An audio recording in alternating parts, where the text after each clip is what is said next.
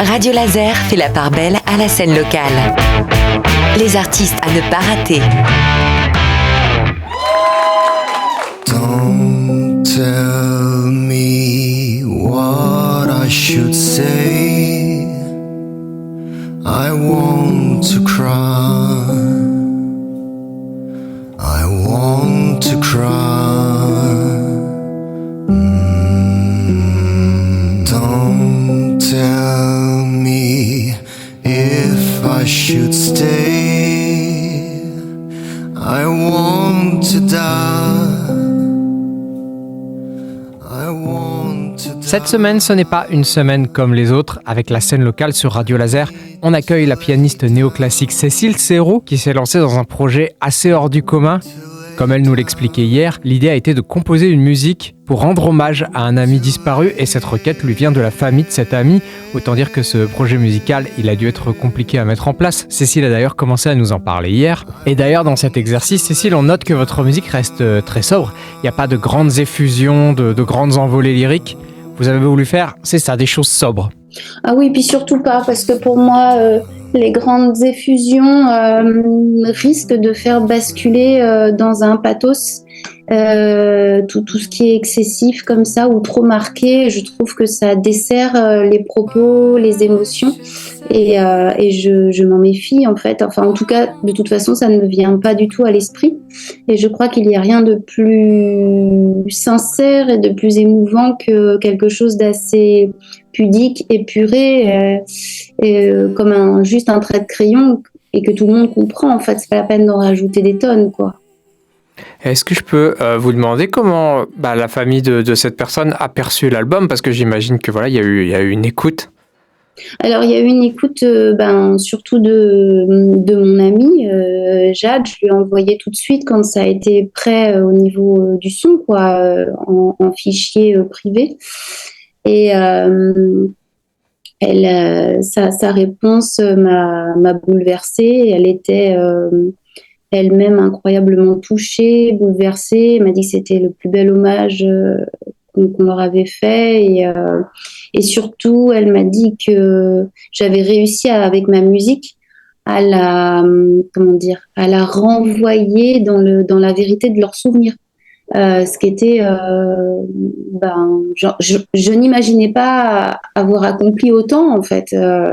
Et donc, elle m'a dit qu'elle savait pas comment me remercier et moi, rien que sa réponse, c'était un grand remerciement en fait. Donc ma mission était réussie. Dans ce sens-là, était totalement réussie. Et j'étais comblée en tant qu'amie. Vous avez réussi à créer un album, presque un album photo, mais sous forme musicale en fait. Oui, pourquoi pas, ouais, c'est une belle façon de le voir. If I should stay,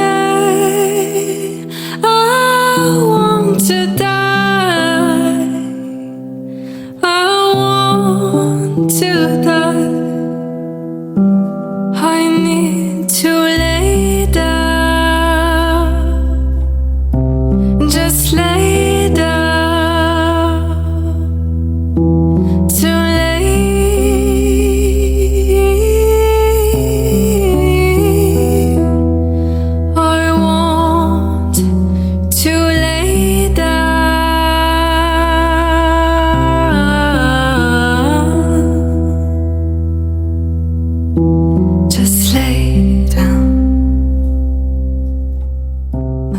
Nous, en tant que public, on a plein de choses aussi à tirer de cet album, même si on n'a pas vécu ce que vous avez vécu, ce que votre ami et sa famille ont vécu.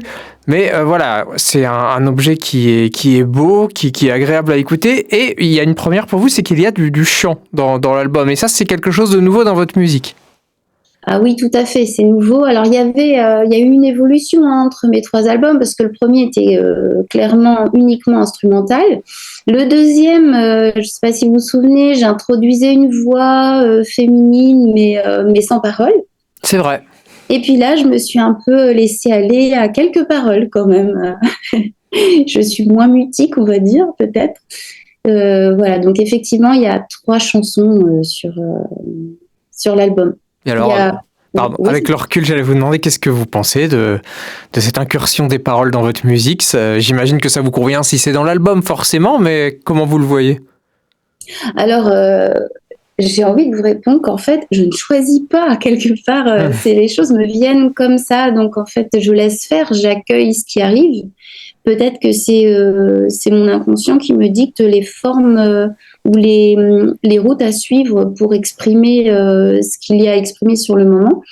Alors, j'ai bien quelques idées d'interprétation de tout ça. Je crois que les paroles aident à définir aussi la douleur, que les mots donnent un début, une fin, et que ça délimite, et que donc c'est moins douloureux finalement de mettre des mots que de laisser en musique seulement. Je ne sais pas si je m'explique bien. Si, on comprend. Ça met un terme à la... Voilà, c'est comme le processus du deuil. C'est-à-dire que oui, c'est dur, ça peut être long, mais on sait qu'un jour, il y aura une fin. Est-ce que c'est vous qui avez écrit les textes, du coup? Oui. Oui, alors j'avais aussi envie de mots pour réconforter avec un langage un petit peu universel. Donc, pourquoi les deux langues? Vous alliez peut-être me la poser, cette question. Bah oui, on peut en parler. Pourquoi l'anglais et le français? Alors, c'est pareil, j'ai pas vraiment de réponse évidente, mais j'ai quelques pistes quand même. Je crois que le français évoque le présent et la vie terrestre de mon amie qui se retrouve seule et qui est française et qui vit à côté de chez moi. Et l'anglais représente aussi quelque chose de plus universel, quelque chose également qui a à voir avec leur vie d'avant, qui était faite de voyages, puisque Gautier travaillait dans le monde de la voile, de la course au large. Donc, ils étaient toujours partis. Et la langue dans laquelle ils s'exprimaient, avant tout, c'était l'anglais. Et donc, c'est peut-être aussi assez lié à lui. Et à une forme, ce que je vous disais, d'universalité, puis d'au-delà, quoi. Une langue qui traverse les frontières, comme on le représente un peu l'anglais. Des voix, vous allez justement en entendre. On écoute un nouvel extrait de Psyché, l'album de Cécile Serrault. On retrouve la pianiste néoclassique dès demain et on continuera à plonger dans cet album.